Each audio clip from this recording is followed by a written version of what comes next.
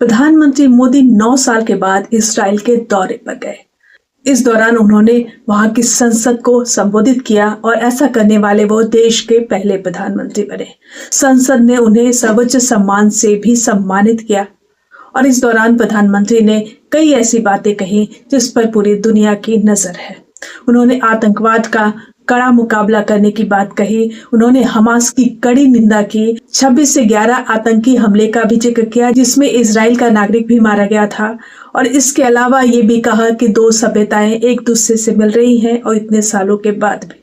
Hamas का जिक्र करते हुए उन्होंने कहा कि किसी भी हालत में निर्दोष लोगों को मारना कहीं से भी सही नहीं हो सकता, चाहे आपके साथ कितना भी जुर्म क्यों न किया गया हो, कि आप पर कितने भी अत्याचार क्यों न किए गए हों।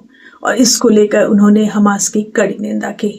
पीएम मोदी ने कहा कि आतंकवाद का दर्द भारत सालों से सहता आ रहा है, इसलिए वो उस दर्द को जानता है।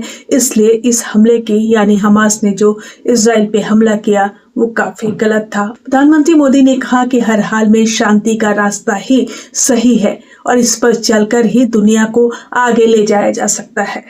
प्रधानमंत्री मोदी ने फ्री ट्रेड एग्रीमेंट के भी संकेत दिए हैं। उनका कहना है कि भारत और इजराइल जल्द ही इस पर कड़ी मशक्कत करते हुए आगे बढ़ रहा है और हमारी टीम बड़े ट्रेड एग्रीमेंट की ओर आगे बढ़ रही है।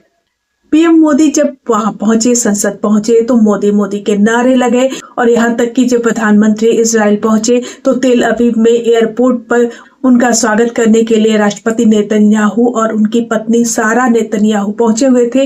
रेड कारपेट बिछाया गया था और उनका भव्य स्वागत किया गया था।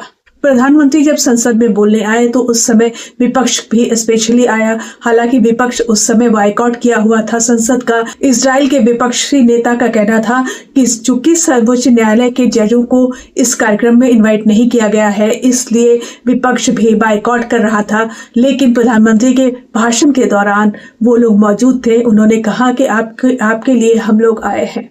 खास बात यह है कि प्रधानमंत्री जब इजराइल जा रहे थे तो उस रास्ते पर उनका सबसे ज्यादा विमान को ट्रैक किया गया था। प्रधानमंत्री पाकिस्तान और ईरान को पास करते हुए अरब सागर से होते हुए जॉर्डन के रास्ते इजराइल पहुंचे हैं और जब जॉर्डन में प्रवेश कर रहे थे उस दौरान उन्हें 7,300 से ज्यादा ट्रैक उनके विमान को किया जा रहा था, ऐसा सामने आया है।